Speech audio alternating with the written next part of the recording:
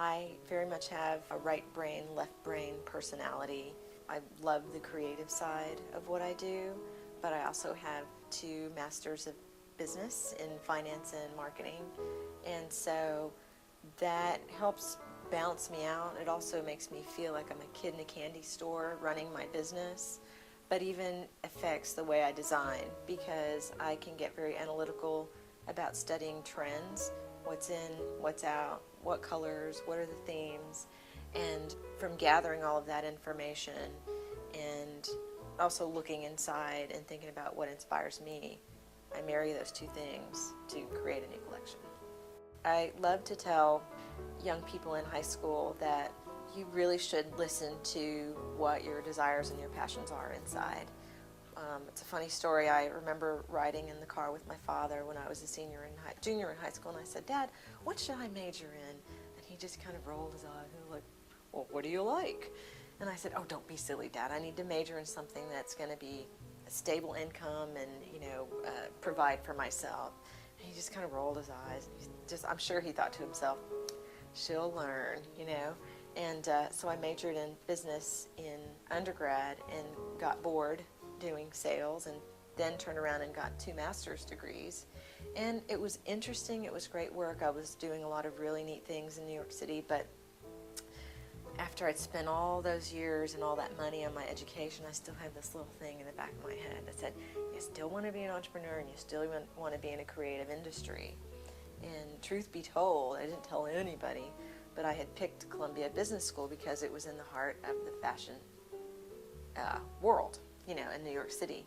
So I said, okay, you just can't lie to yourself anymore. You just have to get out there and try your best. And even if you fall flat on your face, you will not have any regrets.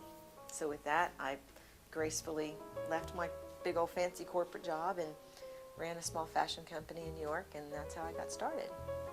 What inspired me to go into fashion is that I always love creative, but I learned to sew from the sisters at Incarnate Word Academy in Corpus Christi at the ripe old age of 13. Sewing has been something very therapeutic for me, and something that I enjoy quite a bit. It's my quiet time where I get to just be still and focus on creating something really beautiful with a beautiful end product, but also to think about my day and my life and the people in my life.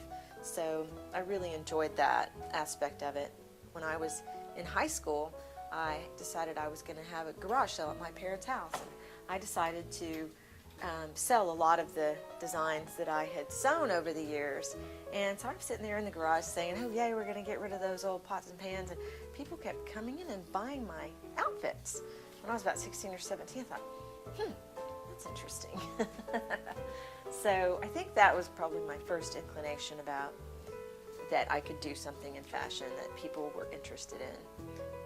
What inspired me to eventually get into it is that I reached a point in my life where I really needed to be honest with myself and follow my passion. I was deathly afraid. I had tried so hard not to follow my passion, and I just said I need to get out there and try. The process of inspiration for a full-on collection it's a bit formulaic, and it's a bit, in here, because I do study the trends. I do see what is out there. This is a business, so I need to create things that people are going to want to buy. But as far as getting inspired from the creative side, it can be a beautiful flower. I once had fabric created for my collection that was inspired from a sunset over Lake Travis. It had beautiful turquoise sky with these dollops of clouds coming down, and the sunset was shining on them, and they turned copper.